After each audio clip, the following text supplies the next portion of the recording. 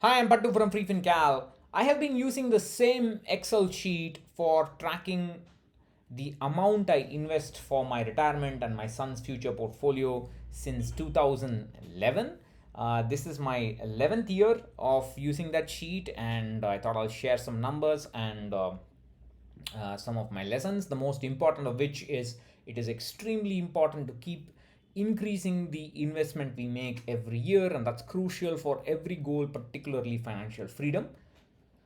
So it was in the year 2010-11 that I got all my retirement calculators, goal planning calculators in place, and I had to set the annual increase in the investment amount to be 10%. That is, if I invest 10,000 rupees 1 month for 1 year, every month for 1 year, then next year it should be the monthly investment should be 10% more, the next year 10% more, and so on. Unless I did that, I could not, get a reasonable investment amount as the goal result.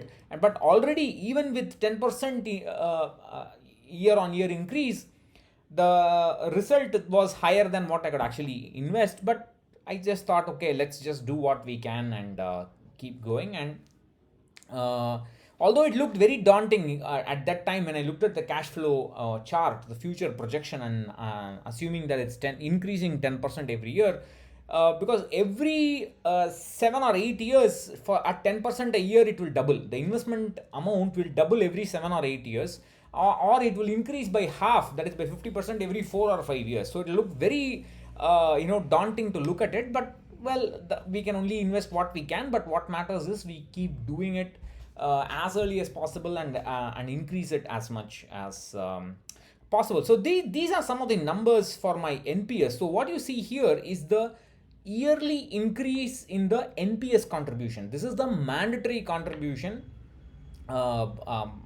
taken by the government. I have no role in this. I mean, it's not in your control. I have not done any manual investments into NPS. So you can see 17%, 14%, 12%, 18%, 7%, and then it jumped up nicely, but then it's fallen down again. So these include actually two pay commissions and one promotion along the journey. And you can see it has already dropped to 3% increase in 2020, and because of the pandemic and so on, it will not increase more than 3% because there's no DA for the next 2-3 years, I think. So you can see the impact of those DAs. They are very, very huge. And so what matters is, of course, when I show numbers like this, many people say, oh, that's great, the government is giving so much money and so on. That's not true. The government is not giving so much money to everybody. Only very few people higher up the ladder will get the benefit of the maximum benefit of this, because for all others the starting pay itself will be small. It's like the question I ask in my our talks.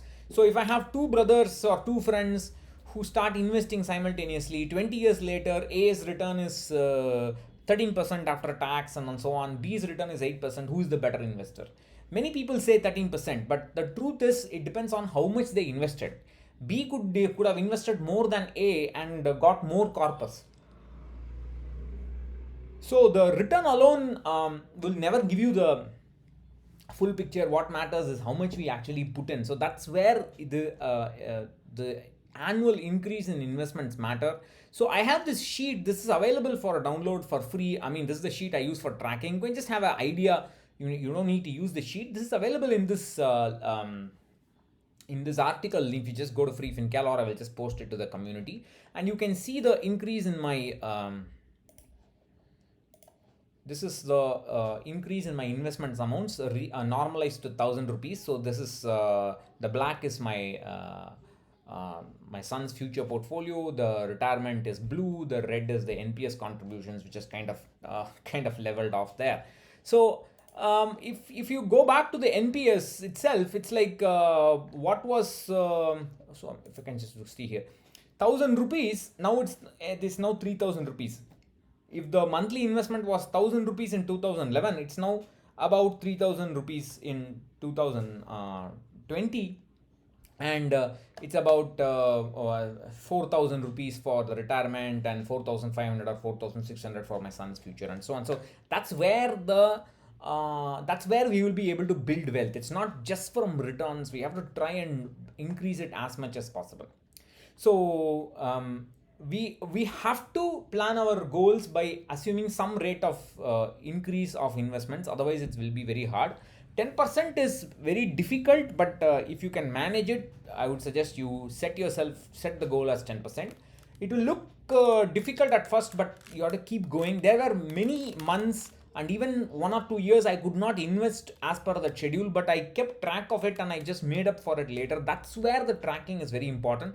I have already written about it before. I have already made a video on this before. It has changed my life. It's extremely important to be very, very disciplined and invest. Not ask, shall I book profit now? Is market is overvalued? Shall I wait for bottom? Shall I wait for a top? Don't waste time. It's absolute utter nonsense.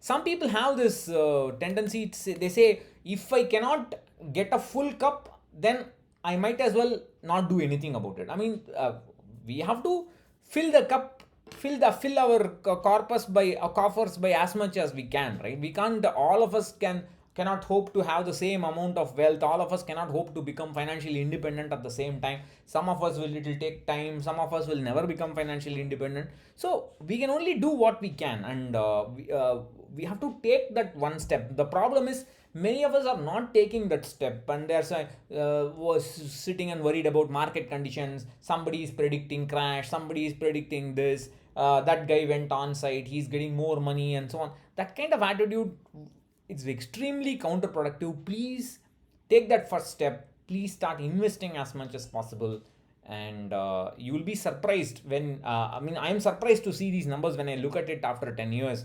I mean, I when I projected it 10 years ago, they looked like I would never be able to do that, but today I have bet those projections, and that comes just from discipline, nothing else. And that's something that I would say again and again and again.